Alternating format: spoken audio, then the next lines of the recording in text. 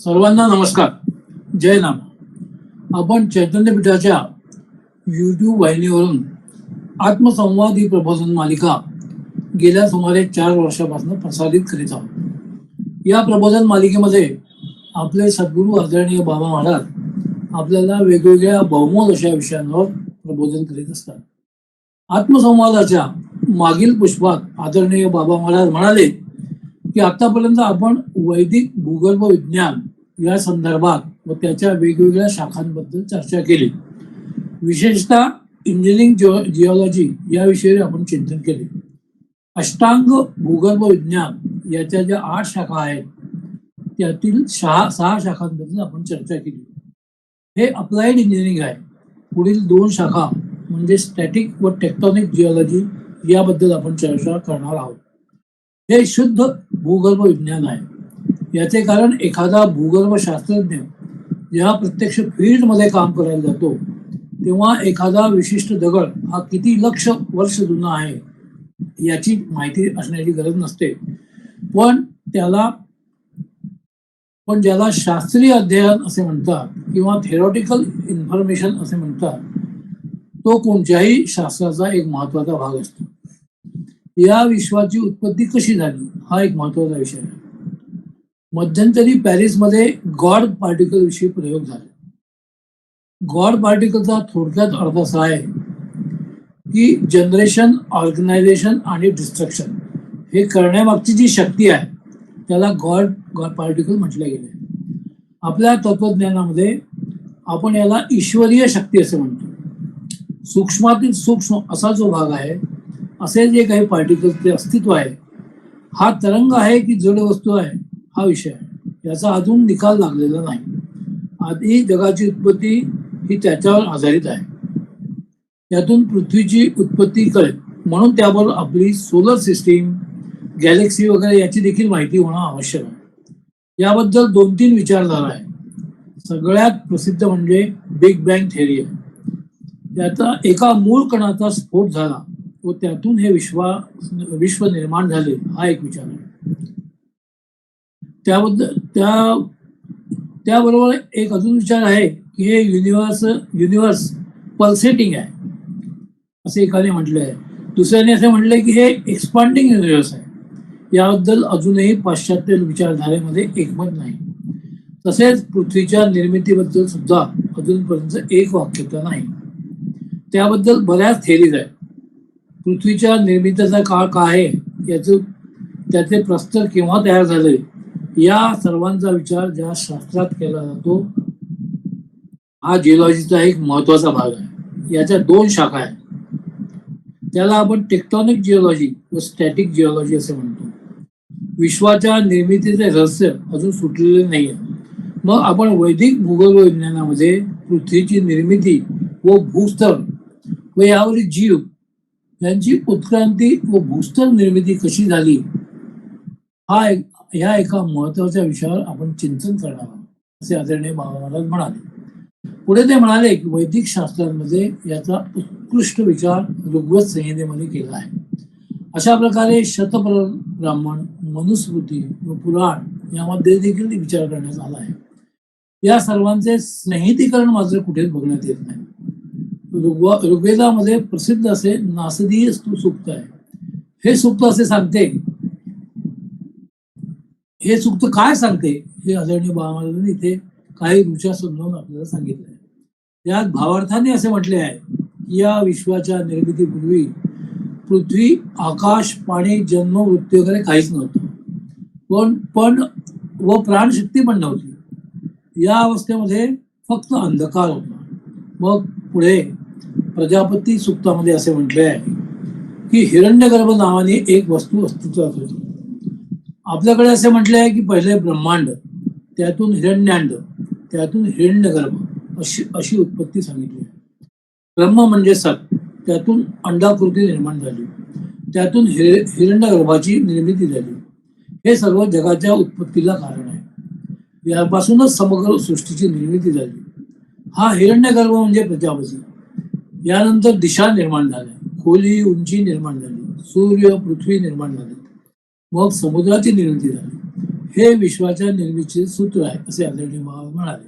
मग ते पुढे असे म्हणाले की भागवताने याला एक वेगळा आयाम दिला आहे. या ठिकाणी पुरुष हा शब्द आला आहे. पुरुष सूक्तामध्ये हे कधीच नाहीसा होत नाही असं म्हटलं आहे. यामध्ये पुढे आप हा शब्द आला आहे. आप म्हणजे पाणी व इतर अर्थ, तसेच इतर अर्थही त्यात अपेक्षिले आहे. आप म्हणजे सूक्ष्मातील सूक्ष्म असे परमाणू, त्याला आप म्हटले. हे सर्व घनीभूत झाले, त्याला आजचा शब्द नेबुला आहे. शतपथ ब्राह्मणामध्ये याच पद्धतीचे उत्कृष्ट वर्णन केले आहे असे ते म्हणाले. अशा प्रकारे आपापासून हिरण्याण्ड, यापासून पुरुष व त्यापासून प्रजापती झाला, त्यांनी सृष्टीची निर्मिती केली असं शतपथ ब्राह्मणात सांगितलं आहे. यातून 8 संतती झाल्या. त्यापैकी 7 सप्तग्रह व 8वी आपली पृथ्वी असे ऋग्वेदातील सूत्र सांगते असे आदरणीय महाराज म्हणाले. व यातील सूक्तांबद्दल त्यांनी सविस्तर विवेचन इथे केले. आपल्याकडे कल्प हा शब्द आलाय, त्याचे महत्वाचे सूत्र ऋग्वेदाने सांगितले आहे. आकाशगंगेविषयीचे वर्णन इथे केले आहे. हे अत्यंत महत्वाचे वर्णन आहे. सूक्ष्मात सूक्ष्म असे परमाणू घनीभूत होऊन ढग तयार झाले व त्या ढगांमध्ये एक प्रकारची पातळ अशी मेल्टेड वस्तू तयार झाली. मग हा द्रव पदार्थ हळूहळू क्रिस्टल फॉर्म मध्ये परावर्तित झाला व त्यानंतर अतितप्त वातावरणामुळे त्याची वाफ झाली व त्याचे पाण्यात रूपांतर झाले. समुद्र तयार झाले, त्यातून औषधी वनस्पतींची उत्पत्ती झाली. असा हा क्रम आहे. पृथ्वीच्या निर्मितीच्या काही विशिष्ट स्टेजेस आहेत. तैत्तरीय ब्राह्मणातील काही ऋचांमध्ये याचा उल्लेख आला आहे असे ते म्हणाले. या सर्व प्रक्रियेमुळे दगडांचे प्रस्तर निर्माण झाले असे आदरणीय महाराज म्हणाले व त्यांनी अतिशय सविस्तरपूर्वक हा विषय इथे समजावून सांगितला. सर्वात जुने पृथ्वीवर काय निर्माण झाले तर तो ग्रॅनाइट दगड. पक्क्या दगडाला अस्मा असे म्हटलं आहे. या दगडातून लोखंडाच्या धातू मिळाल्या. शेवटी आदरणीय महाराज म्हणाले की अशा पद्धतीने आपण पृथ्वीच्या उत्क्रांतीबद्दल विचार केला व यापासून विश्वाची निर्मिती व त्यापासून पृथ्वीची निर्मिती व त्यापासून दगडाची निर्मिती हा क्रम आपण बघितला ते सांगून त्यांनी आजच्या आपल्या प्रबोधनाला स्वल्प विराम दिला. मी महाराजांना विनंती करतो त्यांनी आजच्या प्रबोधनाला सुरुवात करावी. नमस्कार.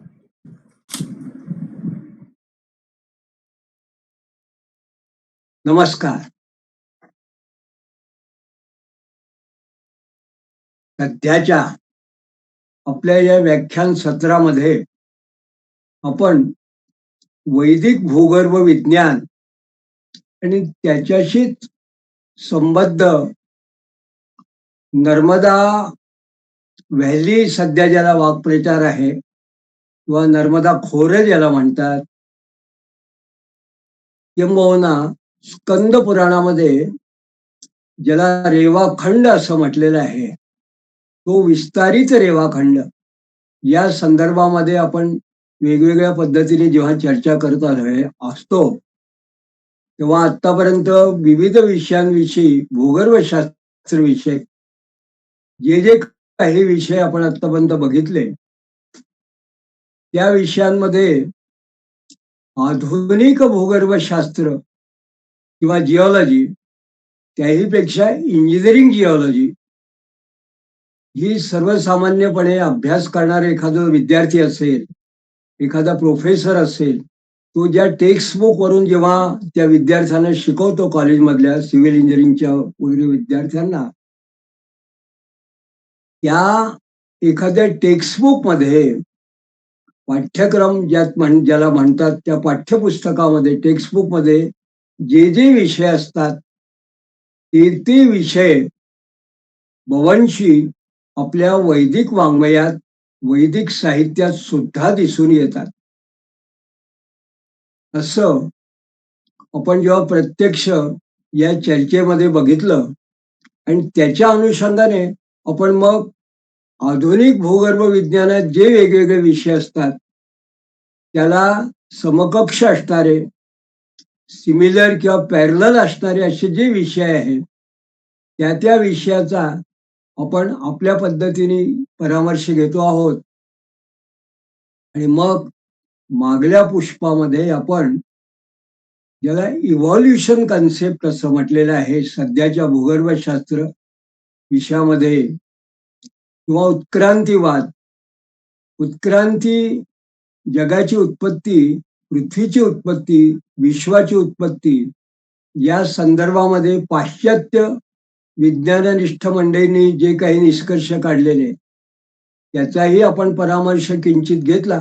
आणि मग आपल्या पद्धतीने वैदिक वाङ्मयामध्ये जे काही निष्कर्ष आहेत, काही सूत्र स्वरूपात आहेत, त्याचा आपण परामर्श घेताना मागल्या पुष्पामध्ये आपण थेट ऋग्वेद, शतपथ ब्राह्मण, तैत्तिरीय ब्राह्मण आणि काही उपनिषद यांचा परामर्श घेतला. त्याच विषयावरती म्हणजे उत्क्रांतीवाद आणि पृथ्वीची उत्पत्ती आणि पृथ्वीमध्ये या पृथ्वी तलावरती हळूहळू पुढे या सृष्टीची निर्मिती कशी झाली या संदर्भामधलं जे काही शास्त्रीय अशा पद्धतीचं विवेचन आहे, त्या विवेचनाचा आज आपण परामर्श घेणार आहोत.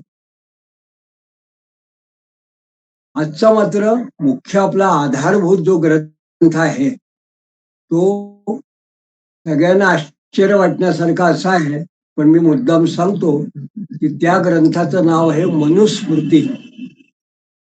मनुस्मृती हा ग्रंथ बव्हंशी संस्कृत जाणाऱ्या मंडळींना एक स्मृती ग्रंथ म्हणून माहिती आहे. या स्मृती ग्रंथामध्ये साधारणपणे आचार धर्म, विवाहाविषयक काही नियम, श्राद्ध पक्ष वगैरे असेच विषय, धार्मिक कर्मकांड वगैरे अशीच बहुतेक लोकांची समजूत असते. पण आज मला असं सांगायचं आहे की विशिष्ट भूगर्भ विज्ञान विषयक काही काही गोष्टींचा परामर्श घेताना जेव्हा मी अनेक ग्रंथाचं जेव्हा अवलोकन केलं, त्यात मला अत्यंत उद्बोधक अशी माहिती मूळ मनुस्मृती या ग्रंथामध्ये जी दिसून आली ती आज आपण चर्चेसाठी घेणार आहोत. तर मनुस्मृती या ग्रंथाविषयी सांगायचं म्हणजे साधारणपणे माहिती अशी आहे की काही ग्रंथकारांनी असं म्हटलं आहे की हा ग्रंथ कमीत कमी 3000 वर्ष जुना इतका आहे. म्हणजे मनु किंवा वेगवेगळ्या प्रकारचे जे मनु आहे यांचा उल्लेख हा महाभारतामध्ये आहे. म्हणजे कमीत कमी 3000 वर्षापूर्वी हा ग्रंथ अस्तित्वात आहे. किंबहुना कौटिल्य अर्थशास्त्रात सुद्धा कुठल्या ना कुठल्या पद्धतीने अपरोक्षपणे या ग्रंथाचा संदर्भ येतो, स्मृती ग्रंथाचा.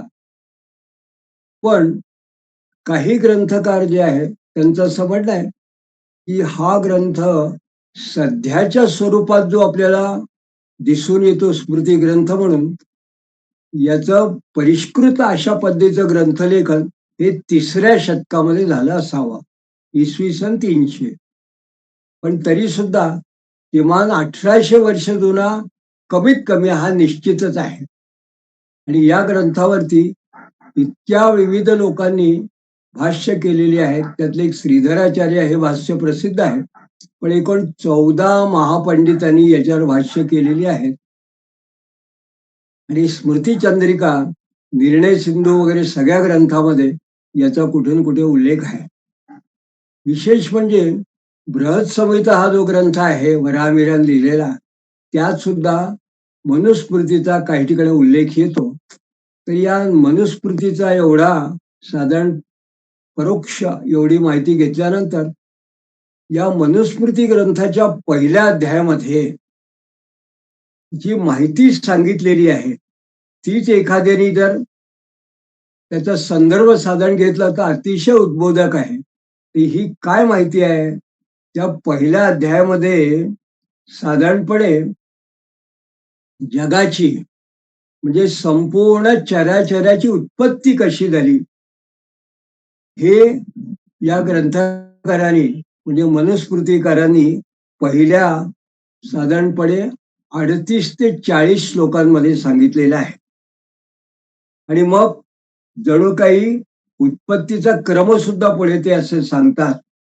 आणि त्याच्यानंतर मग साधारणपणे 74व्या श्लोकाच्या पलीकडे या पहिल्या अध्यायाच्या त्यांनी मन्वंतराचं प्रमाण, मन्वंतरी कशी झाली आहे, युगपरत्वे धर्माचं प्रमाण असा सुद्धा त्यांनी काही ठिकाणी उल्लेख केलेला आहे. तर या पहिल्या अध्यायामधली ही जी माहिती आहे ही एक अतिशय वेगळी अशी माहिती आहे. याचा एका अर्थाने कर्मकांड वगैरे धर्माशी संबंध नाही, पण किंबहुना भूगर्भ विज्ञानशास्त्राशी, उत्क्रांतीवाद, उत्पत्तीशास्त्राशी, इव्हॉल्युशनशी याचा संबंध आहे. म्हणून आता आपण या विशिष्ट काही श्लोकांचा परामर्श घेणार आहोत.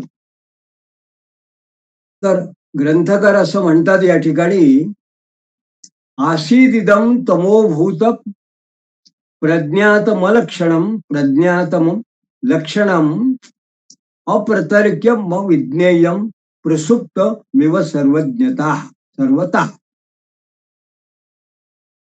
म्हणजे प्रलयकाली ज्यावेळेस खऱ्या अर्थाने संपूर्ण जगात काहीही नव्हतं, प्रलयकाल असा एक ग्रंथकारांनी म्हटलंय. तर हे प्रलयकाली म्हणजे जेव्हा संपूर्ण जगत हे जणू काही अंधकारमय असं, तमोमय असं होतं,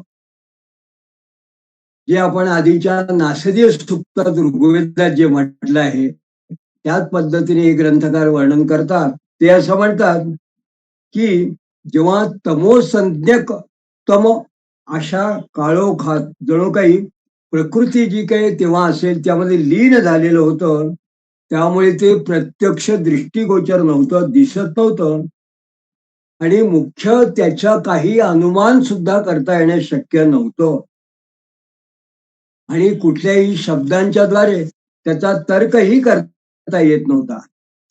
मग त्यात काय झालं, तर महाभूतादी वृत्तोजा प्रादुरो आसित तमो नुदाहा, आणि यो साक्ती इंद्रियग्राह्य सूक्ष्म व्यक्त सनातना. मग याच्यामध्ये काय झालं की सर्व भूतमयो अचिंत्य स एव स्वयं उद्भदो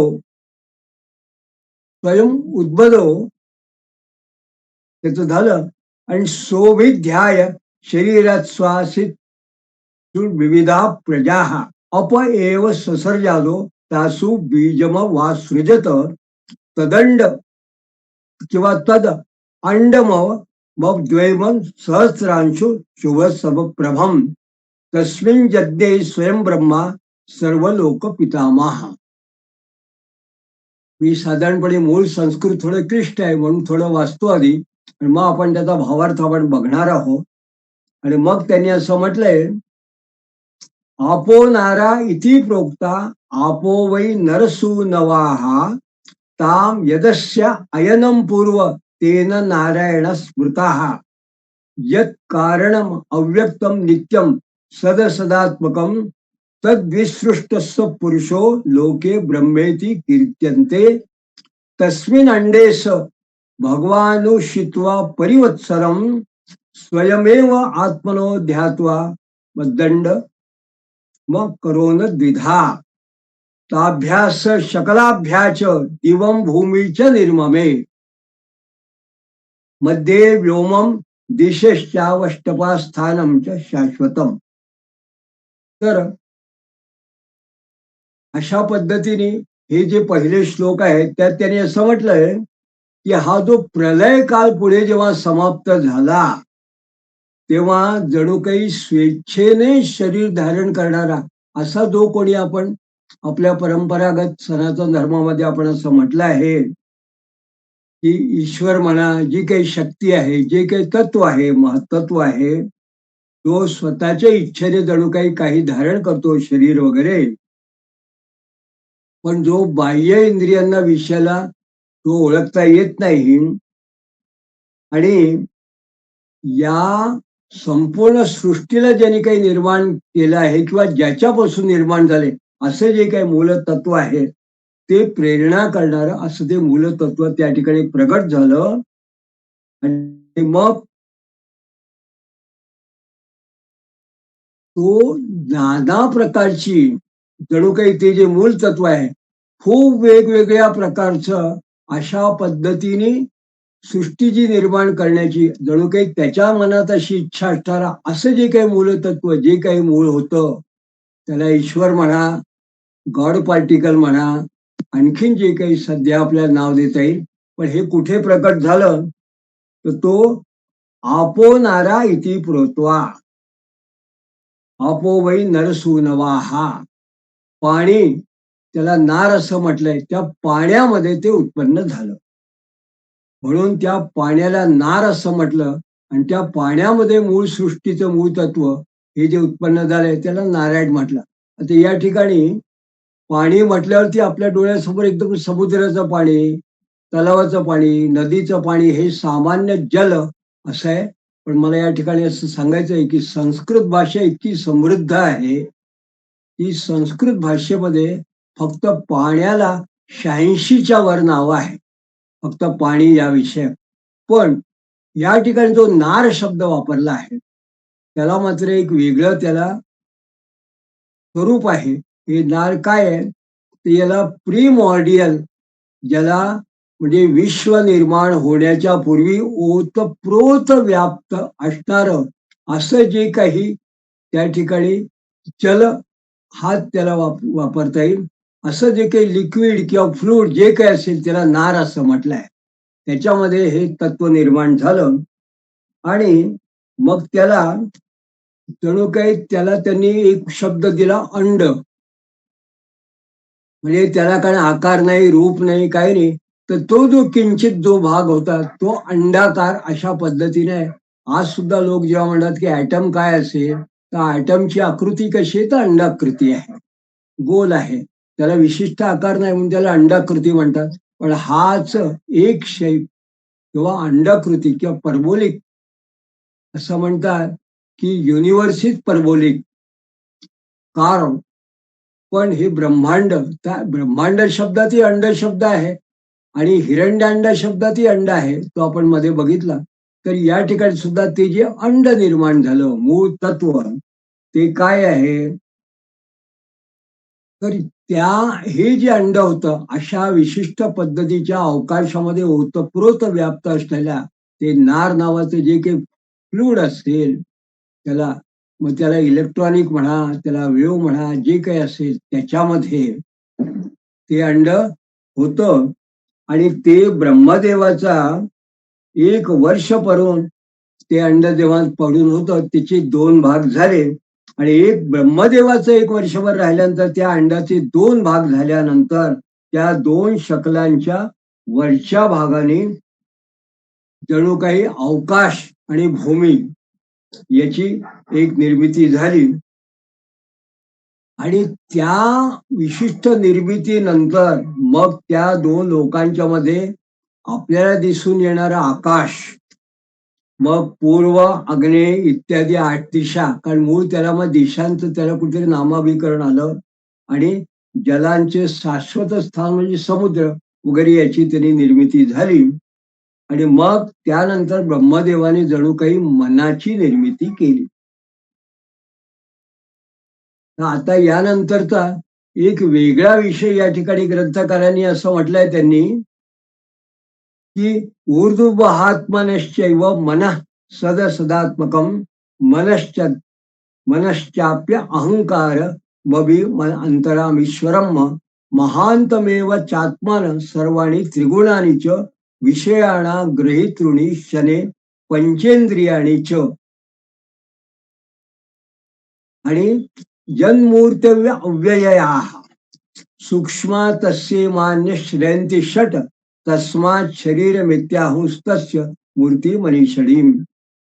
मग मनश्याम अवयवे सूक्ष्मे सर्वभूत कृद अव्ययम तेषाम इदम तु सप्ताना पुरुषांना महोजसा. तर अशा पद्धतीने आज जर का एखाद्या उत्क्रांतीचा जेव्हा विचार करतो तेव्हा आधी आपण पहिल्यांदा जेव्हा बघितलं की नासदीय सूक्त, त्यानंतरचे जे काही शतपथ ब्राह्मणातले वगैरे विचार आहे त्यात त्यांनी साधारणपणे पृथ्वीची उत्पत्ती, मग अद्व्या पृथ्वी, पृथ्व्यात औषधी, औषधी उभं अन्नात, अन्नात पुरुषा असा क्रम सांगितला. या ग्रंथकारांनी तो विस्तारपूर्वक सांगितलाय. पण ते सांगितलं असताना दोन गोष्टी महत्वाच्या दिसतात. केवळ भूगर्भीय दृष्टीने असं भूगर्भ विज्ञान दृष्टीने जर पाहिलं तर मग आपल्याला असं लक्षात आलं की आपण चर्चा करताना असं म्हटलं होतं की पृथ्वीपासून आधी मग कुठेतरी एक प्रकारचं फेन उत्पन्न झाला, मग त्या फेनामधून चिखल झाला, मग त्या चिखलामधून दगड झाला, मग त्या दगडामधून रॉक झाले आणि त्या रॉक मध्ये धातू वगैरे झाले. अशी आपण उपपत्ती मागल्या पुष्पात बघितली. या पुष्पामध्ये मात्र प्रत्यक्ष अशा पद्धतीने जेव्हा उत्क्रांती होत गेली तेव्हा थेट माणसाच्या मनापर्यंत, म्हणजे असा चलनवलन करणारा माणूस नावाचा प्राणी इथपर्यंत वर्णन या ग्रंथकारांनी केलेलं आहे.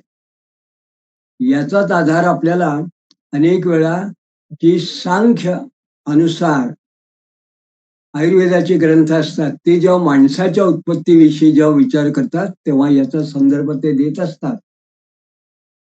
त्यात त्यांनी असं म्हटलंय की मन आहे हे लोक आणि वेद या दोन्ही प्रमाणून सिद्ध होत असल्यामुळे ते सद्रूप आहे.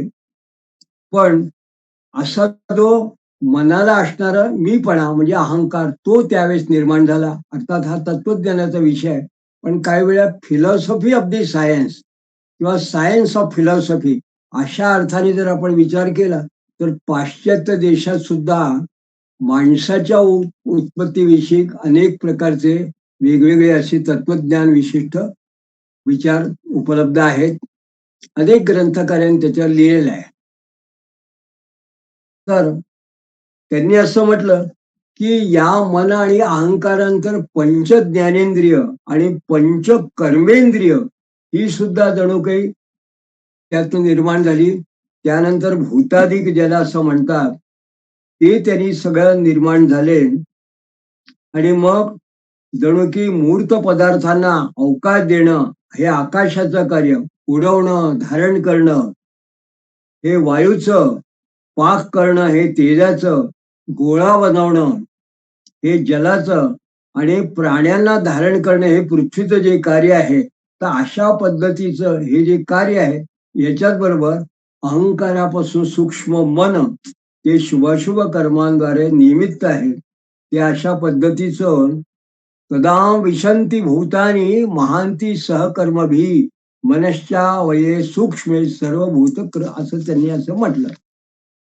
तर या पद्धतीने जेव्हा त्यांनी असं म्हटलं तर त्याच्यामध्ये एक वेगळं तत्वज्ञान आपल्याला या ग्रंथकारांनी असं म्हटलं आहे.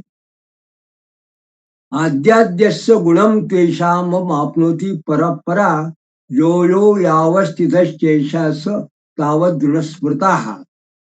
आणि मग कर्माणीच पृथक पृथक मग कालम काल विभक्तिश्च नक्षत्राणी ग्रहास्तथा सरिता सागरा शैला शैला समानी विषमाणीच.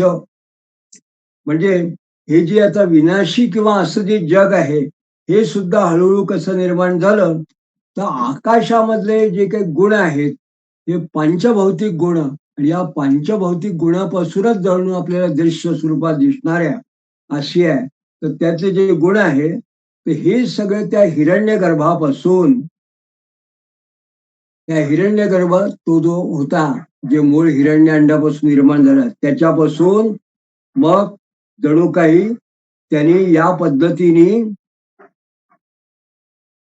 कुंभाराने एखादा घट तयार करावा एखाद्याने त्या पद्धतीने हे विश्व निर्माण केलं. आणि मग त्यांनी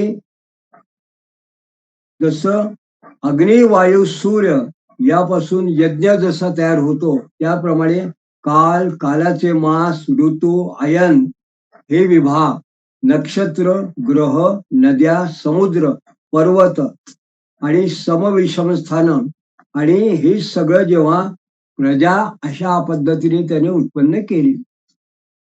तर याच्यामध्ये आणखीन एक शब्द त्यांनी असं म्हटलं आहे की अण्व्यो मात्रा विनाशिन्यो दशार्धाना तू या स्मृता ताबी सार्थमिदम सर्वम सबंत्य ने पूर्वशजा. म्हणजे पंचभूतांच्या ज्या ज्या सूक्ष्म अणुव म्हणजे अणुस्वरूप अगदी लहानातल्या लहान पंचभूतांच्या अतिसूक्ष्म परिणाम पावणाऱ्या तन्मात्ररूपी 5 मात्रा अशा ज्या सांगितलेल्या आहे त्यांच्यासह हे सर्व क्रमाने म्हणजे सूक्ष्मापासून स्थूल आणि स्थूलापासून अतिस्थूल अशा पद्धतीने हे सगळं विश्व उत्पन्न झालं. आणि त्यांनी मग एक खूप वेगळं त्यांनी महत्व या ठिकाणी आपल्याला या अध्यायाचं या करता आहे की त्यांनी असं म्हटलंय की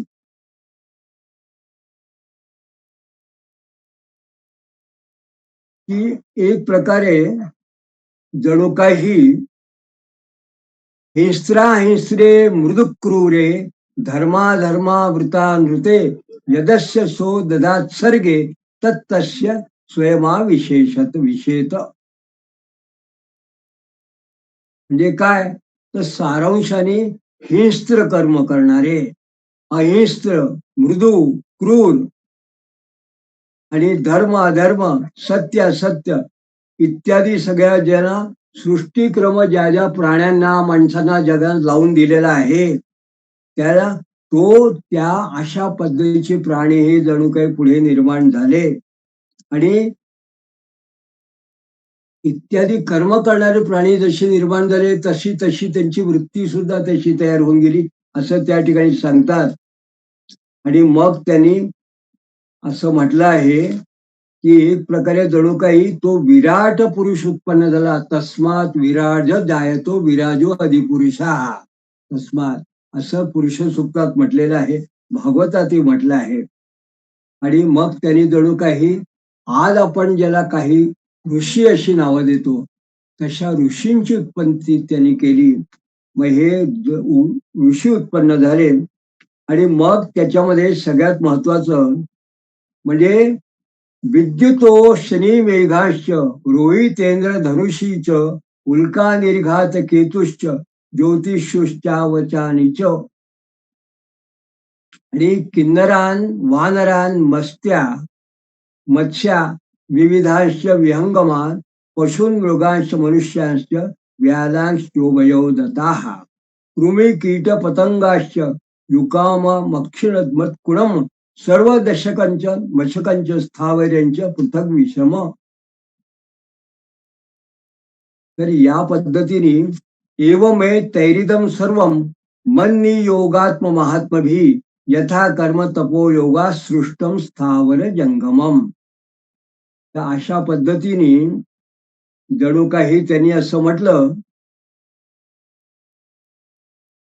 की यक्ष राक्षस पिशाच गंधर्व अप्सरा ही जी नावं आपण पुराणात वापरतो ती जी आपल्याला दिसून येतात ती विरोचनादी असुर वासुकी इत्यादी नाग सामान्य सर्प पितरांचे भिन्न गण मेघामध्ये चमकणारी विद्युत वृक्षाधिकांवर पडून त्यांचा नाश करणारी वीज मेघ इंद्रधनुष्य अंतरिक्षातून पडणारी रेखाकार ज्योती अंतरिक्षात होणारा गडगडाट शिंडे नक्षत्र आणि लहान मोठ्या ध्रुव अगस्त्य इत्यादी जे तारे तारका आपल्याला दिसतात ते अगस्त्य इत्यादी ज्योती त्यानंतर किन्नर वानर मत्स्य पक्षी पशु हरिण मनुष्य ज्यांना खालीवर दात आहे असे सिंहादी प्राणी कृमी मोठे किडे पतंग उवा माशा ढेकोण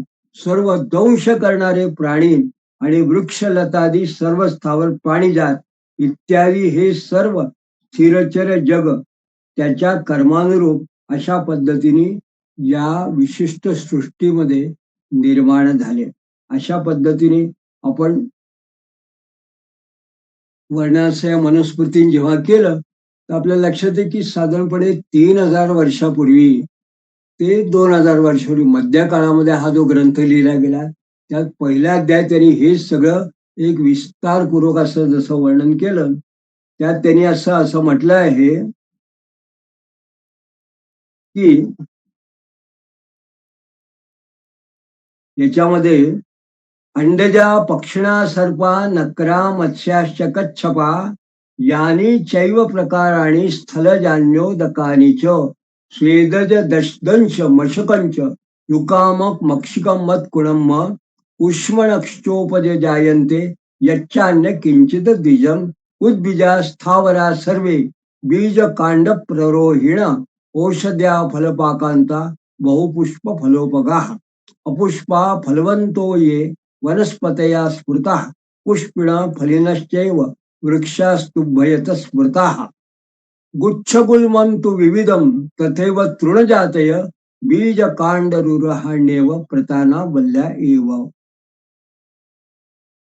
अशा पद्धतीने त्यांनी असं म्हटलं की गाय म्हैस इत्यादी पशु हरिण ज्याला दोन्हीकडे दात आहे असे व्याल राक्षस हे जे प्राणी आहे हे जरायुध यांना असं म्हटलंय. पक्षी सर्प नकर मत्स्य कासव आणि अशा प्रकारचे वेगवेगळ्या प्रकारचे सरडे आहे हे प्राणी आणि स्थलचर आणि शंखादी अशी जे काही शंखातून उत्पन्न होणारे जलचर प्राणी ते अंडज त्यांना म्हटलं आहे. कारण हे प्रथम पहिल्यांदा अंड्यात उत्पन्न होतात नंतर त्यातून निघतात म्हणून हे अंडज आहे.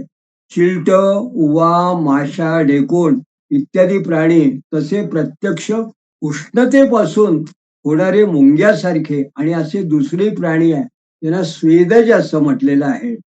आणि स्वेद म्हणजे पार्थिव पदार्थ जो आहे आपण ज्याला घाम असं म्हणतो पण पार्थिव पदार्थाला उष्णतेमुळे प्राप्त होणारा ओलसरपणा त्याला स्वेद असं म्हटलं आहे. त्याच्यापासून वरील प्राण्यांची उत्पत्ती होते म्हणजे कुठले तर मुंग्या वगैरे अशी जी उष्णतेपासून उत्पन्न ढेकूण वगैरे असे आहेत ते. आणि वृक्षादी स्थावर पदार्थ यांना उद्भिज असं म्हटलेलं आहे कारण ते बीज आणि भूमी यांच्यामध्ये उत्पन्न होऊन ते भूमी फोडून वर येत असतात त्यापासून बी पासून उत्पन्न होतात. पण काही त्याच्यामध्ये दोन प्रकार आहे असा ग्रंथकार सांगतो. तर त्यात त्यांनी असं म्हटलंय की काही बीजापासून निर्माण होतात आणि काहींच्या शाखा भूमीत पुरल्या तरी त्याच्यापासून वृक्ष होतात. अपुष्पा फलवंतो येते वनस्पतया स्मृता पुष्पिणा फलिनश्चैव वृक्षास्तु भयवता स्मृता. मग ज्यांना फुलं येतच नाही आणि फळं लागतात त्यांना वनस्पती म्हणावं आणि वृक्षात फुलंही येतात आणि फळही येतात म्हणजे दोन्ही प्रकारचे असतात. ज्याला मुळापासून वेलींचा समूह असतो आणि कांडी नसतात त्याला गुच्छ असं म्हटलेलं आहे. तर त्याला या ठिकाणी प्रताना वल्ल्या एवच असं म्हटलं आहे त्यांनी त्या ठिकाणी. आणि मोगरीचा वेल हे जणू काही गुच्छाचं उदाहरण आहे त्या ठिकाणी. ज्याला एकच मूळ असून त्याला पुढे मोठा समूह होतो त्याला गुल्म असं म्हटलं आहे.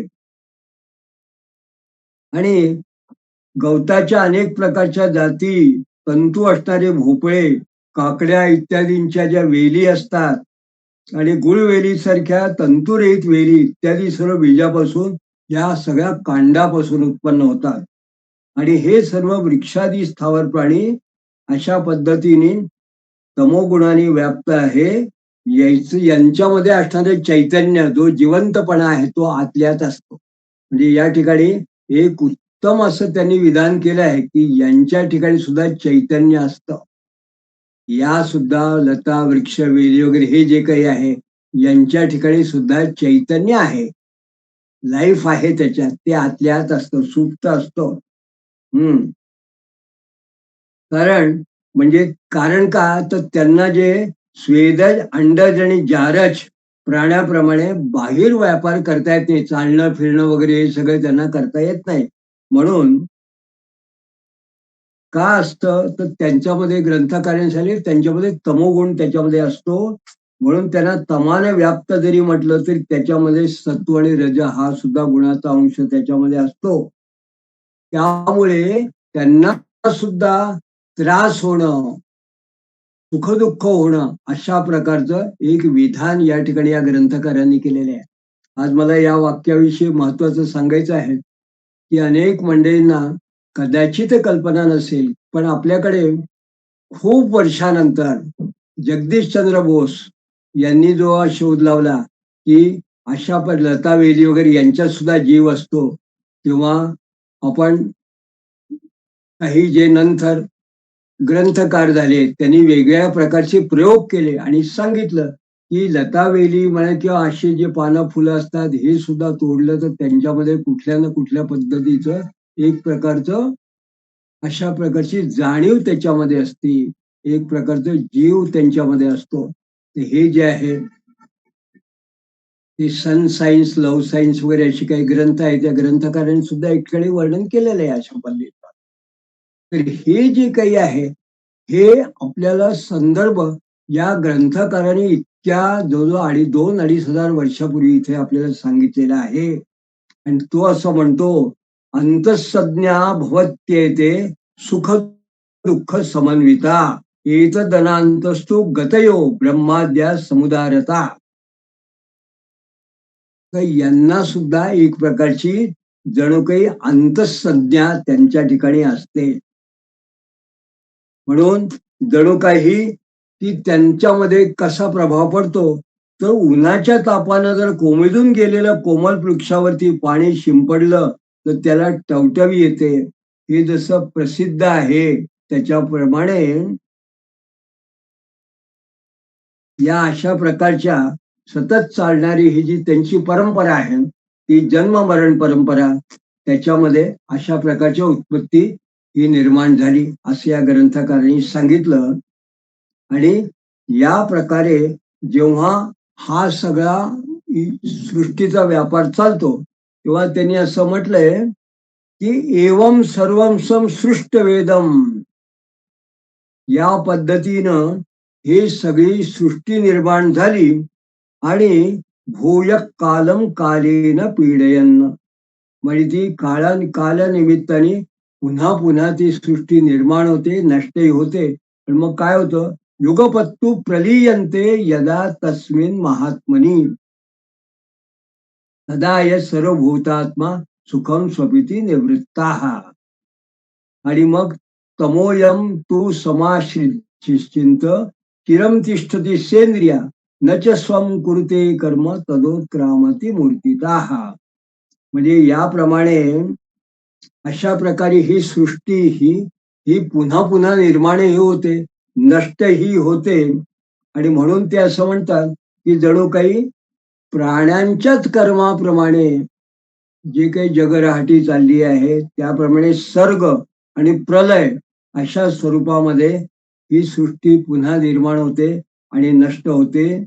म्हणजे जणू काही ज्यावेळेस तो या सृष्टीमध्ये असणारा देव आहे तो जेव्हा जागा होतो तेव्हा सृष्टी स्थिती ही जणू पुन्हा श्वास घ्यायला लागते. आणि जेव्हा त्याला उपसंहार करावासा वाटतो त्यावेळेस तो म्हणजे तो निसतो, म्हणजे तेव्हा ह्या जगामध्ये प्रलय होतो. म्हणजे थोडक्यात जर सांगायचं म्हटलं तर त्याला आपण ब्रह्मदेवाचा दिवस आणि ब्रह्मदेवाची रात्र अशा पद्धतीचं आपल्याकडे वर्णन केलेलं आहे. आता याच्यामध्ये आणखीन एक त्यांनी असं म्हटलंय की स्वयंभुवाश्यास्य मनोषडवंशा मनवो परे सृष्टवंत प्रजा स्वास्वा महात्मानो महोजसा स्वारोचिष उत्तमश्च तामसो रैवतस्तथा चाक्षुषश्च महातेजा विवस्व सुत एवच. याचा अर्थ असा आहे की स्वयंभूपासून मूळ स्वतः निर्माण झालेल्या या स्वयंभू मनूचे वंशज पुढे दुसरे 6 मनू झाले आणि त्या महासामर्थ्यवान महात्म्यांनी आपापल्या पद्धतीने प्रजा निर्माण केली. आणि मग स्वारोचिष, उत्तम, तामस, रैवत, चाक्षुष आणि महातेशी वैवस्वत हे अशा पद्धतीचे हे 6 मनू अशा नंतर एका पाठोपाठ निर्माण झाले. आणि अशा 7ही स्वयंभुवादी मनूंनी आपापल्या अंतरात म्हणजे आपापला त्यांचा जो कालावधी होता त्या कालावधीत किंवा अधिकार असेल त्यात हे संपूर्ण जग निर्माण करून त्याचं रक्षण केलं असं या ठिकाणी असं म्हणतात. तर या ठिकाणी आता आपण आत्ता पद्धतपर्यंत असं बघितलं की या मनुस्मृतिकारांनी एक अतिशय वेगळ्या पद्धतीने हे सगळं वर्णन जे केलेलं आहे त्या पृथ्वीच्या उत्पत्तीविषयी एक वेगळ्या पद्धतीचं वर्णन आपल्याला दिसून येतं. हे सगळं वर्णन करत असताना मग हेच वर्णन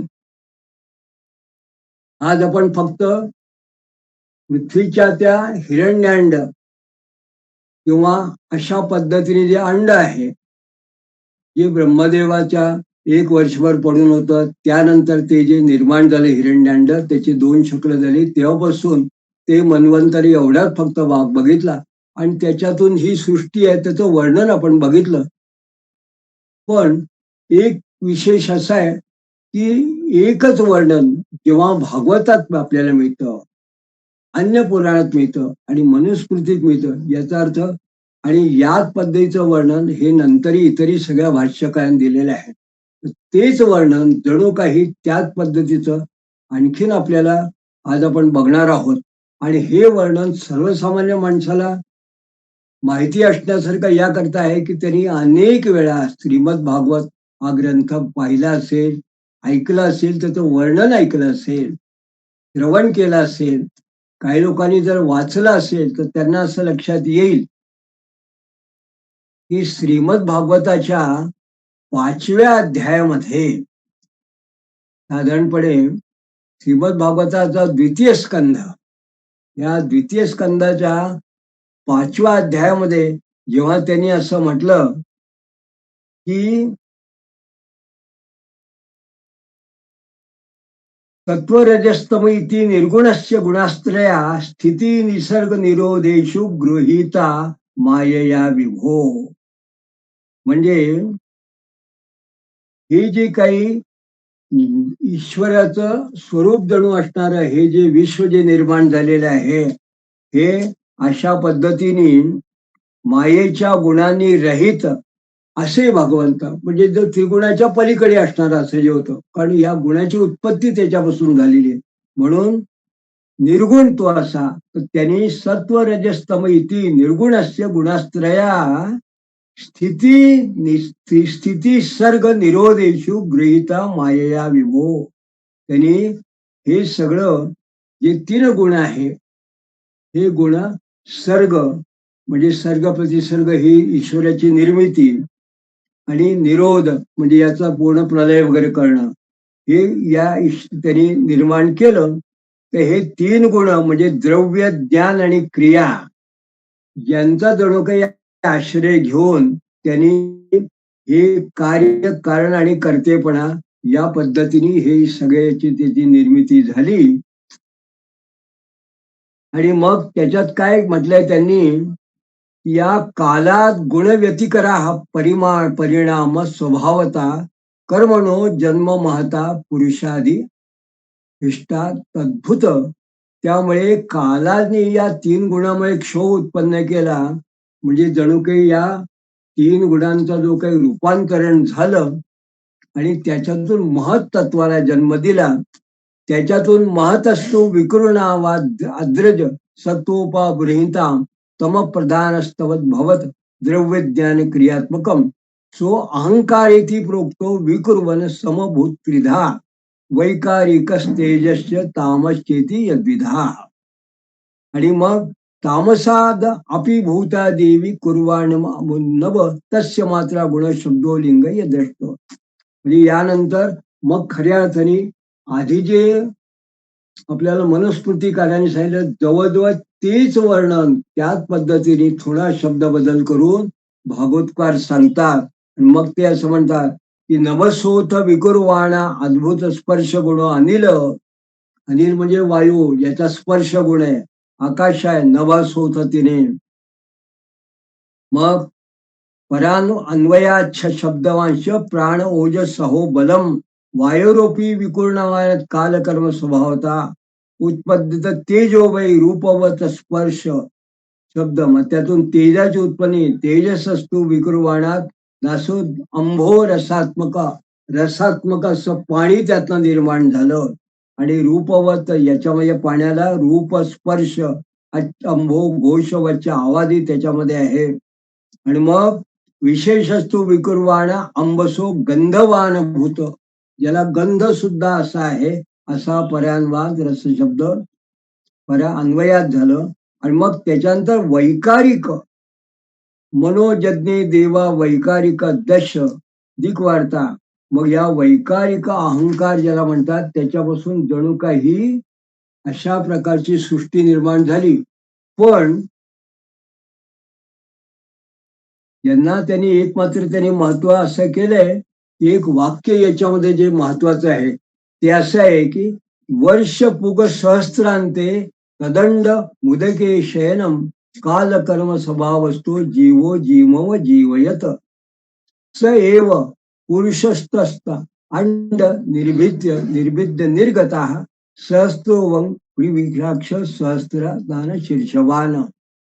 म्हणजे ब्रह्मांड रूप एक जणू काही अंड असं होतं. ते 1000 वर्षापर्यंत देवांच्या 1000 वर्षापर्यंत निर्जीव अवस्थेत पाण्यामध्ये पडून राहिलं. नंतर कालकर्म आणि स्वभाव यांच्या साह्याने त्याला जीवन प्राप्त झालं आणि ते अंड जणू काही 2 तुकडे झाल्या. ते फोडल्यानंतर त्यातून एक विराट पुरुष निर्माण झाला. त्यांनी त्या विराट पुरुषापासून ही संपूर्ण सृष्टी निर्माण झाली म्हणून त्याला विराट असा शब्द दिला आहे वेदांनी. तो विराट या ठिकाणी त्यांनी असं वर्णन केले या विराट पुरुषाचं. तर या पद्धतीने आपण जेव्हा असं बघतो तर हे सगळं जेव्हा वर्णन आपल्याला या ग्रंथकारांनी केलेलं आहे तर भागवतांनी ही जी सृष्टी निर्माण केली आहे, ही सृष्टी निर्माण झाली याचं सुद्धा वेगळ्या पद्धतीने वर्णन जेव्हा ते करतात तर ते असं म्हणतात की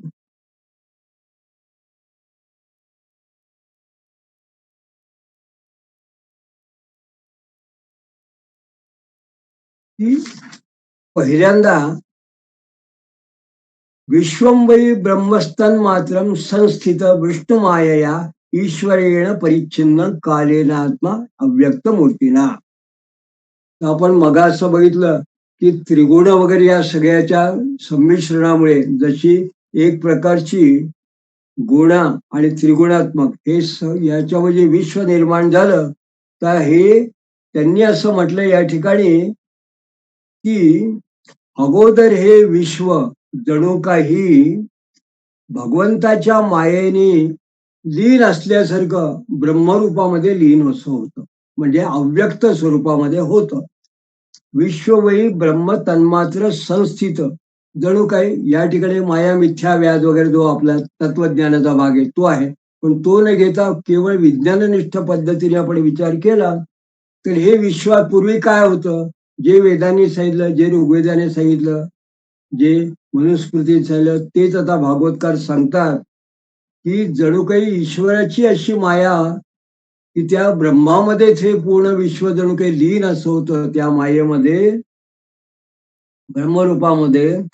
नंतर ती जी अव्यक्त अशी मूर्ती होती ती जणू काही विशिष्ट कालामध्ये पुन्हा प्रगट झाली. आणि मग कसं आहे, यथेदानी तथागरेच पश्चात दपे तदीदृश्यम सर्गो नवविधस्तस्य प्राकृते वैकृतस्तु. म्हणजे हे जग आत्ता जसं आहे तसंच ते अगोदर होतं आणि यापुढे ते तसंच राहील. या जगाची उत्पत्ती 9 प्रकारची होते. त्यात 9 प्रकारची या जगाची उत्पत्ती म्हणजे विविध याच्यामध्ये आहे आणि त्याच्यामध्ये प्राकृत आणि वैकृत अशी एक आणखी सुद्धा 10वी अशी सांगितले. आता हा एक वेगळा विषय अतिशय विस्तारपूर्वक भागवतकाराने म्हटला आहे. त्यांनी असं म्हटलं की यात 3 प्रकारचा प्रलय होतो. त्याच्यामध्ये कालद्रव्य गुणे रस्य त्रिविध प्रतिसंक्रमा आद्यस्तु महता सर्गो गुण वैषम्य आत्मना.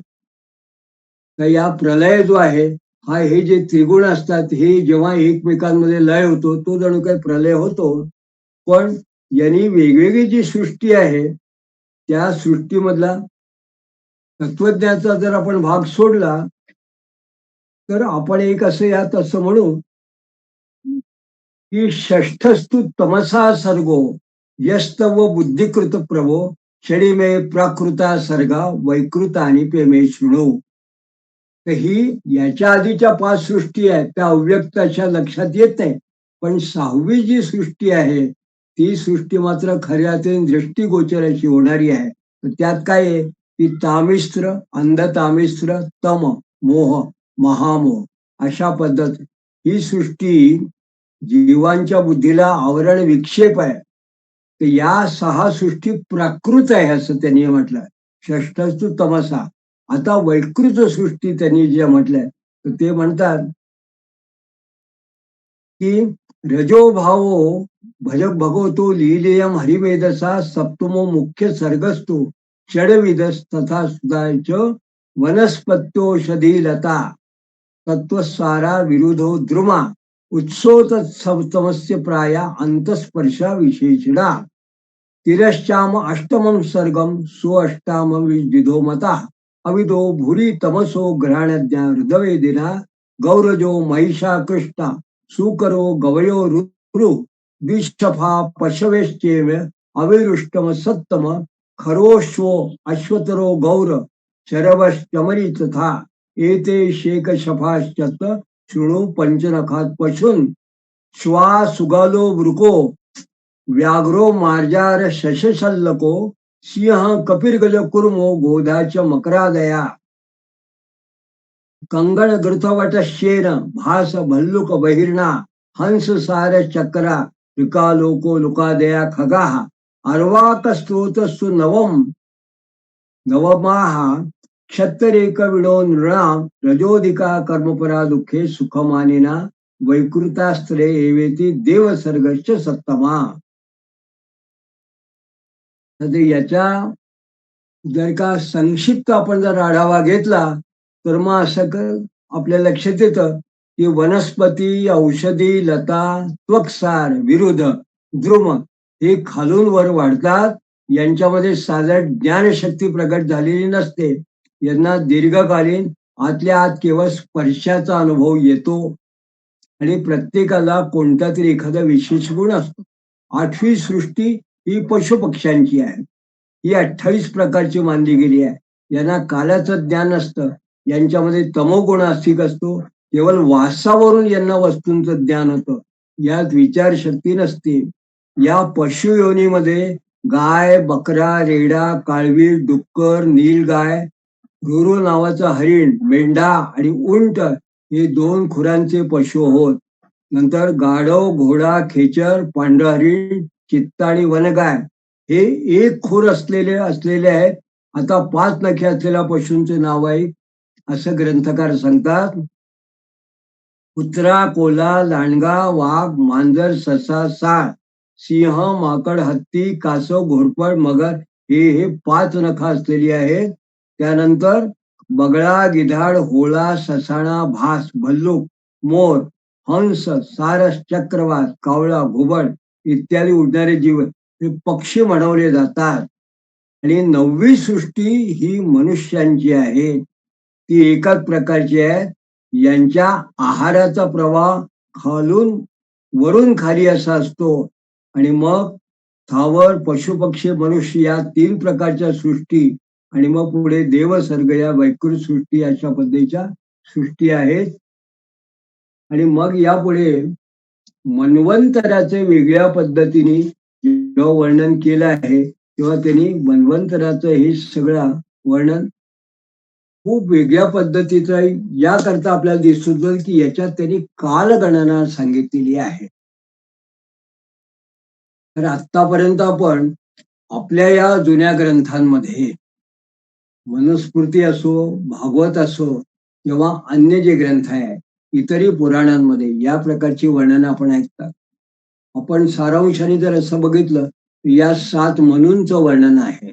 या प्रकारच्या सृष्टीचं वर्णन आहे. यात वेगवेगळ्या प्रकारचे जे प्राणी असतात त्यांची उदाहरणं याच्यामध्ये दिलेली आहेत. आणि मुख्य म्हणजे थेट ब्रह्मांडातून हिरण्याण्ड, हिरण्यातून हिरण्यगर्भ आणि तिथपासून ही सृष्टी याचा एक प्रकारचा वेगळा क्रम आपल्याला दिसून येतो. आपण जर का अनेक प्रकारचे जर ग्रंथ बघितले किंवा वेदांमधले काही सूक्त बघितलं तर अनेक ठिकाणी आपल्याला मत्स्य कुर्म वराह अशी आपल्याला नावं दिसतात. तर हा एक जणू काही क्रम आहे. हा असा आपल्याला एक खूप आगळ्या वेगळा असा क्रम दिसून येतो. आता आपण काल विभागाचं जे वर्णन आहे ते करण्याच्या पूर्वी जर आपण असं म्हटलं की हे सगळं आपण जेव्हा पारंपरिक पद्धतीने वाचत असतो तेव्हा आजच्या जीवालयाचा आणि याचा नेमका काय संबंध आहे, हे तर वर्णन पारंपरिक पुराण पद्धतीचं आहे, जुन्या ग्रंथकारांनी केलेलं आहे. आजचा जर एखादा ज्वेलर्स असेल त्याला जर या पद्धतीने तुम्हाला जर उत्क्रांतीवाद सांगायचा असेल तर नेमकं तुम्हाला कसं सांगता येईल. तर जर आपण काही सूत्र फक्त या मूळ ग्रंथांमधले घेतले तर ते जर आपण बघितलं तर आज मला मुद्दाम असं सांगायचं आहे की हा जो वेगवेगळ्या मन्वंतरामधला एक प्रकारचा सिक्वेन्स सांगितला आहे. एक प्रकारचा काय आहे तर एक प्रकारचा सिक्वेन्स असं सांगितलेला आहे आणि हा सिक्वेन्स जिओलॉजीच्या दृष्टीने महत्वाचा आहे. का महत्वाचा आहे कारण त्याच्यावरून आपल्याला थोडे काही वेगळा अंदाज बांधता येतो. तर त्यांनी काय म्हटलंय की आपण ज्याला आता स्वयंभू मन्वंतर असं म्हटलं, कारण पुढे भागवतामध्ये जेव्हा आपण पुढे कधी आणखीन संदर्भ आपण काल निर्णयाच्या दृष्टीने बघणार आहोत तेव्हा आपण पुढेही बघू. पण याच्यामध्ये काय महत्वाचं आहे तर भागवताने सर्गही सांगितलेले आहे आणि भागवताने मन्वंतरी सांगितलेली आहे आणि मन्वंतराची कालगणनाही सांगितली आहे. ती आपण पुढे बघणार आहोत. पण आज आपल्याला मुद्दाम संदर्भ म्हणून मला असं सांगायचं आहे की आपण जर का जेव्हापासून सृष्टी उत्पन्न झाली आणि हा जो पहिला मनू आहे त्याला जर का स्वयंभू मन्वंतर असा जर आपण त्याला असं म्हटलं की स्वयंभू मनुच्या काळामध्ये तर त्याच्यात काय झालंय तर त्याच्यामध्ये महत्सर्ग भूतसर्ग अशा पद्धतीने दोन सर्ग याचं वर्णन आपल्याला भागवतासारख्या ग्रंथात दिसतं. याचा अर्थ काय या स्वयंभू मन्वंतराच्या पूर्वीचा जो काल आहे त्या पूर्वीचा जो पिरियड आहे त्याला आपण एक प्रकारे प्री वेदिक पिरियड असं म्हणावं किंवा साधारणपणे जेव्हा सृष्टी प्रत्यक्ष अशा प्रकारची दृश्य स्वरूपातली सृष्टी नव्हती, भौतिक सृष्टी नव्हती, मानवी मानसिक वगैरे असेल. मग त्याच्यानंतर जो दुसरा मनू आहे कारण स्वयंभू हा पहिला मनू आहे, दुसरा मनू आहे स्वारोचिष आहे.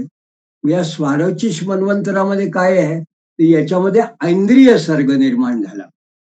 मग तिसरा जो आहे हा उत्तम मनू आहे. याचा उत्तम मन्वंतरा कालामध्ये तामस स्वर्ग निर्माण झाला किंवा तमस असे झाले. त्याच्यामध्ये तमस जसा झालाय तर हा तमस मन्वंतर जो आहे त्यानंतर तमस मन्वंतर जो आहे त्याच्यामध्ये उत्स्रोत सर्गाची निर्मिती झाली आहे. मग त्यानंतर साधारणपणे रैवत मन्वंतर याचं वर्णन आपल्याला ग्रंथात मिळतं. त्याच्यामध्ये तिर्यक स्त्रोत सर्ग झालेले आहेत आणि चाक्षुष मन्वंतर त्याच्या पुढला जो आहे हा साधारणपणे 6वा जो मनू आहे याच्यामध्ये ऊर्ध्वरेता और ऊर्ध्व स्त्रोत सर्ग किंवा ऊर्ध्व स्त्रोत सर्ग हा निर्माण झाला आणि 7वा जो आहे वैवस्वत मनू याच्यामध्ये कौमार सर्ग, अनुग्रह सर्ग आणि अर्वाक स्त्रोत सर्ग असे याच्यामध्ये एक निर्माण झाले. तर ही एक प्रकारे अशी प्रकारची उत्पत्ती आपल्याला दिसून येते.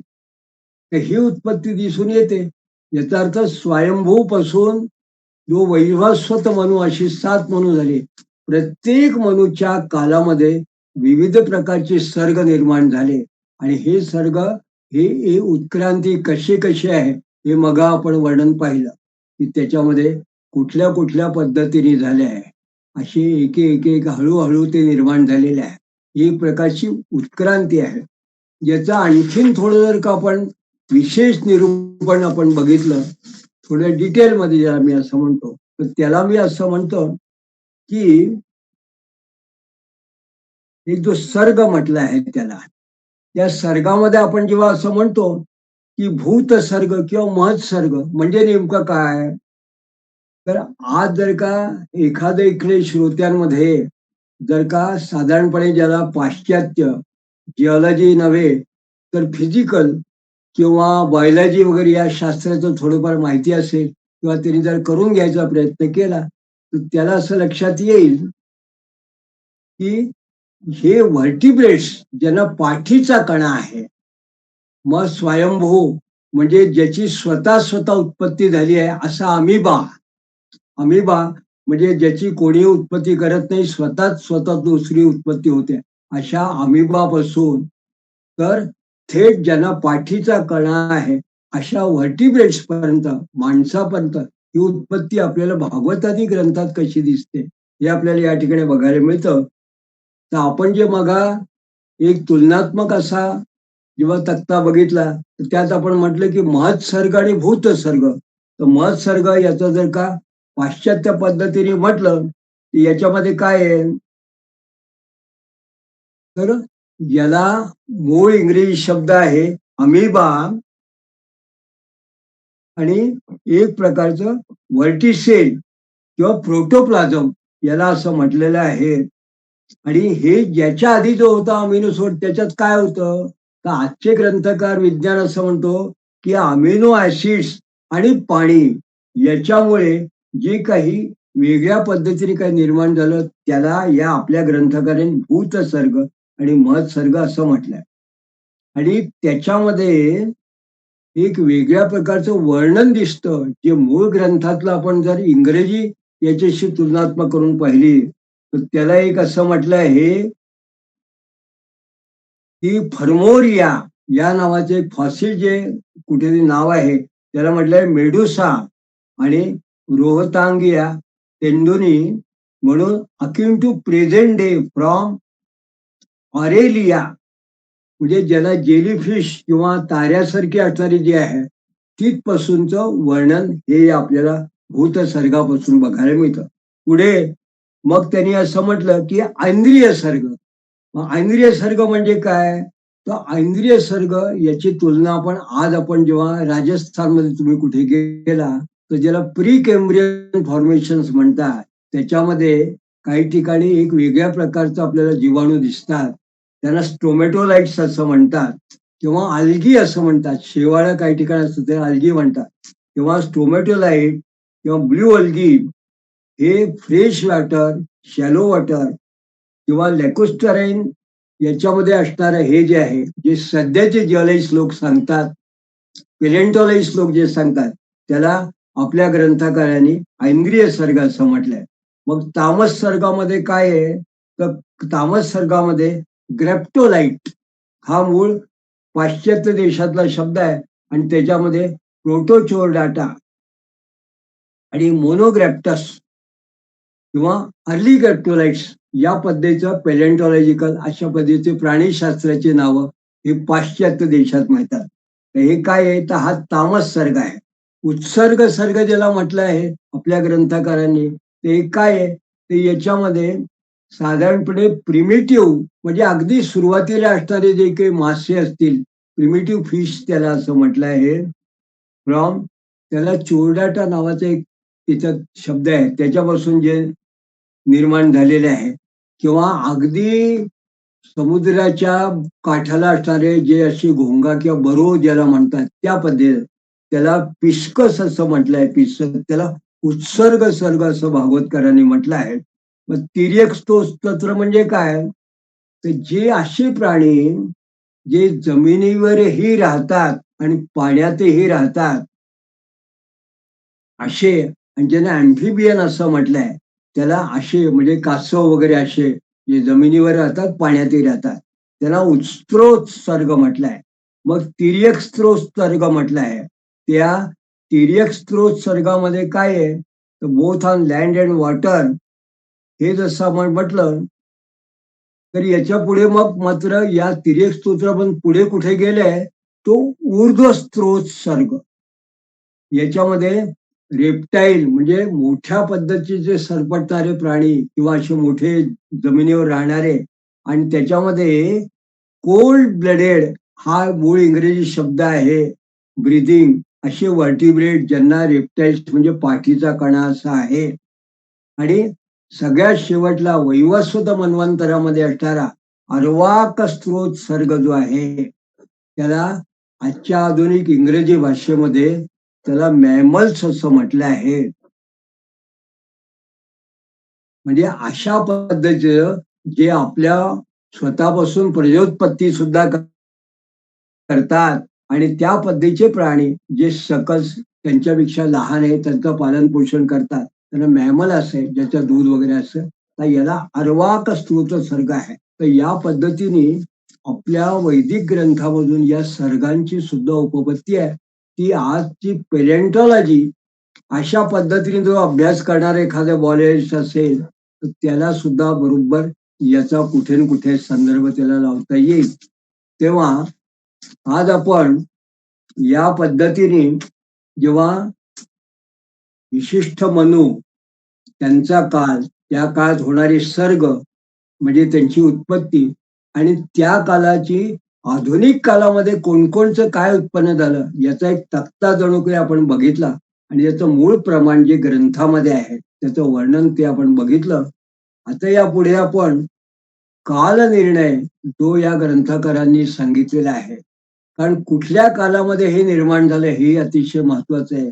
इव्हॉल्युशन थ्योरीमध्ये जिओलॉजीमध्ये हा महत्वाचा भाग असतो की किती करोड कोटी वर्षापूर्वी, किती हजार लक्ष वर्षापूर्वी पहिल्यांदा पृथ्वीवरती मासे उत्पन्न झाले, कासव केव्हा झालं, डुक्कर केव्हा झालं, वराहा अवतार जो म्हणतो आपण आपल्या ग्रंथात ते केव्हा आलं, मग डायनोसोर सारखे प्राणी ते केव्हा आले, ज्युरॅसिक वगैरे जे वाटतात, तर या सगळ्यामध्ये जो काल महिमा आहे आपल्याकडे काल निर्णय म्हणतात त्याला, तो हा काल आधुनिक कालामध्ये जिओलॉजिक टाइम स्केल ज्याला म्हटलं आहे, पण वैदिक परंपरेमध्ये त्याला कालावधी विशिष्ट म्हटलं आहे.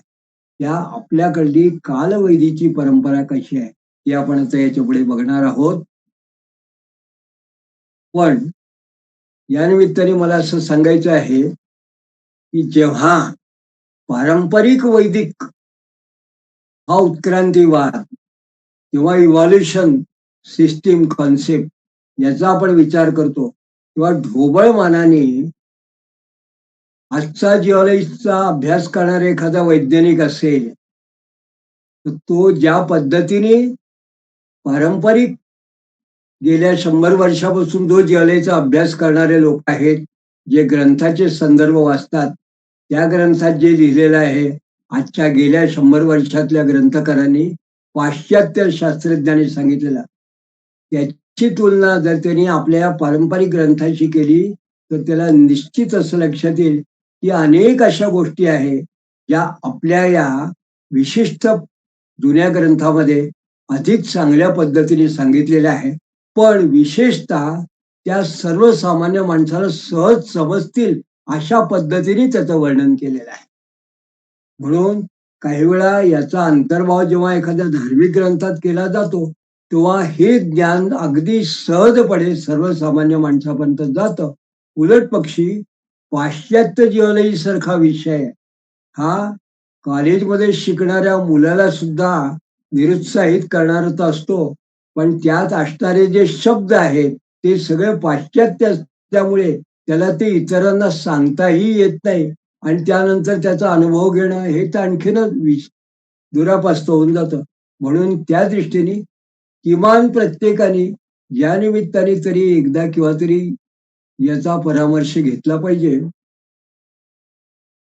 आणि पुढे आपण आता आपली जी विशिष्ट काशी काल पद्धती आहे त्याचा आपण पुढल्या पुष्पामध्ये आपण विचार करणार आहोत.